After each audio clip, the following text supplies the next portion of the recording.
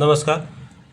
जर तुम्ही combine MPSC किंवा पोलीस भरती किंवा कुठल्याही स्पर्धा परीक्षेत तयारी करत असाल तर तुम्हाला आर्टिकल संपूर्ण पाठ असणे खूप महत्त्वाचे आहे.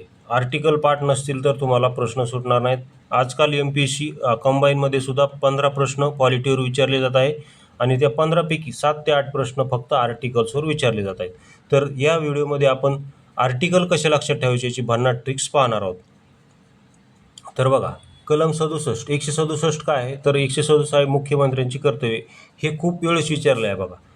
मुख्यमंत्र्यांची कर्तव्ये कलम 167 हे आर्टिकल खूप वेळेस विचारलेले आहे. तर याची ट्रिक्स कशी लक्षात ठेवायची बघा.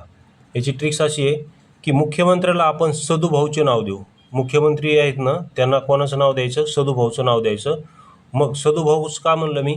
कारण बघा 67 सदुभाऊ, 67 सदुभाऊ म्हणजे 67 आपल्याला कलम लक्षात राहील. बघा तिथं ऑप्शन असतात 167, 168, 165, 163. तर मग आपल्याला तिथं कन्फ्यूज होऊ शकतो. म्हणून सदुभाऊंची कर्तव्य, मुख्यमंत्र्यांची कर्तव्य न म्हणण्यापेक्षा आपण काय म्हणू? सदुभाऊंची कर्तव्य. कारण मुख्यमंत्र्यांना आपण सदुभाऊ असं म्हणू. काय म्हणू? सदुभाऊ. म्हणून सदुभाऊंची कर्तव्य म्हणजे सदू म्हणजे 67 असं लक्षात ठेवा. बघा अशा ट्रिक्स जर तुम्हाला पॉलिटीच्या सर्व कलमांची पेड PDF हवी असेल तर या नंबरवर तुम्ही संपर्क करू शकता. त्यानंतर बघा कलम 17 काय आहे? अस्पृश्यता बंदी. कलम 17 काय आहे तर अस्पृश्यता बंदी. बघा अस्पृश्यता बंदी. तर याला ट्रिक्सनुसार कसं लक्षात ठेवायचं बघा. सातारा जिल्ह्यात सर्वात आधी अस्पृश्यता बंदी झाली. महाराष्ट्रात सर्वात आधी कुठे बंदी झाली? अस्पृश्यता बंदी कुठे झाली? तर सातारा जिल्ह्यात झाली असे आपण ट्रिक्सनुसार लक्षात ठेवू. कारण अंक लक्षात राहत नाहीत, मात्र एखादं ठिकाण हे आपल्या परमनंट लक्षात राहतं.